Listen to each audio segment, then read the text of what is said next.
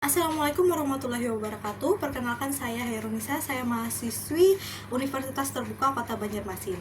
Di sini saya akan menjelaskan mengenai dua topik, yaitu term dan sesat pikir atau logical fallacy. Topik pertama yaitu term.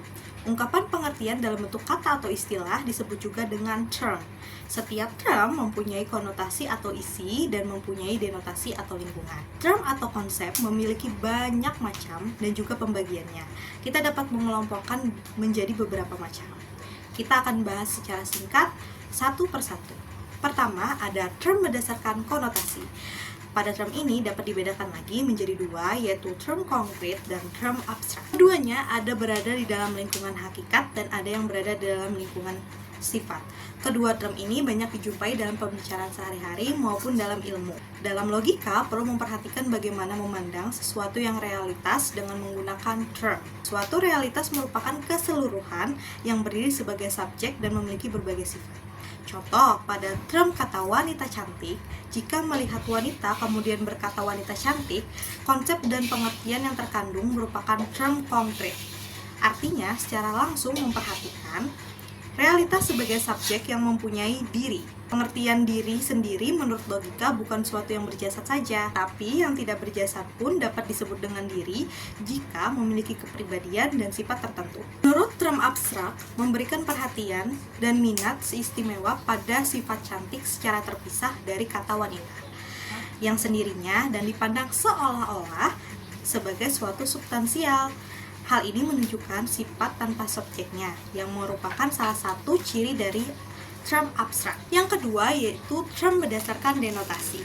Dapat dibedakan lagi menjadi term umum dan term khusus. Term umum yaitu mencakup keseluruhan hal-hal yang menunjukkan tiada terkecualinya. Dibedakan menjadi universal dan kolektif. Term khusus yaitu hanya menunjukkan sebagian dari keseluruhan, sekurang-kurangnya satu bagian atau satu hal. Dibedakan menjadi dua, yaitu particular dan singular. Term umum dan term khusus saling berhubungan, sehingga bersifat relatif. Term umum dapat dinyatakan term khusus, dan term khusus dapat dinyatakan term umum. Term umum dapat menjadi khusus jika dibandingkan dengan term-term keseluruhan yang mencakupinya. Contoh, pada term manusia yang bersifat umum dibandingkan dengan term organisme, maka term manusia menjadi khusus. Jika dibandingkan lagi dengan term-term bagian yang ada di lingkungannya, maka term yang dinyatakan khusus tadi dapat berubah menjadi umum. Misal, term manusia dibandingkan dengan term bangsa Indonesia, maka term manusia menjadi umum. Ketiga, term berdasarkan predikamen. Predikamen adalah cara beradanya sesuatu. Dalam menghadapi sesuatu yang asing dan ingin mengetahui lebih dalam lagi, maka hal pertama ialah mengadakan penguraian secara kategori. Pengertian secara kategori dalam pemerincian menurut cara beradanya sesuatu yang pembagiannya ada 10 kategori, yang merupakan pembagian term universal yang melengkapi keseluruhan aspek tertentu. Contoh, pada pernyataan Ahmad manusia dan Ahmad terpelajar, predikat manusia menunjukkan suatu yang berdiri sendiri, bukan merupakan sifat hal lain, sebab manusia bukan suatu sifat, melainkan suatu hal yang memiliki sifat-sifat.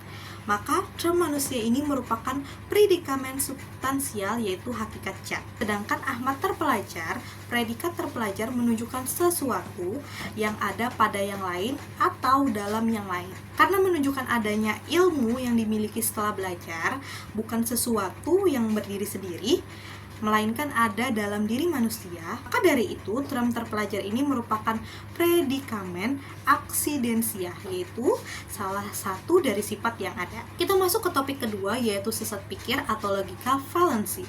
Sesat pikir adalah kekeliruan dalam penalaran berupa pembuatan kesimpulan dengan langkah-langkah yang tidak sah karena melanggar kaidah-kaidah logika maupun berupa perbincangan yang bercorak menyesatkan karena sengaja atau tidak sengaja memasukkan hal-hal yang membuat kesimpulan tidak sah. Contoh bentuk sesat pikir yang pertama, ada generalisasi berlebihan, yaitu membuat kesimpulan umum berdasarkan satu atau beberapa contoh yang tidak representatif.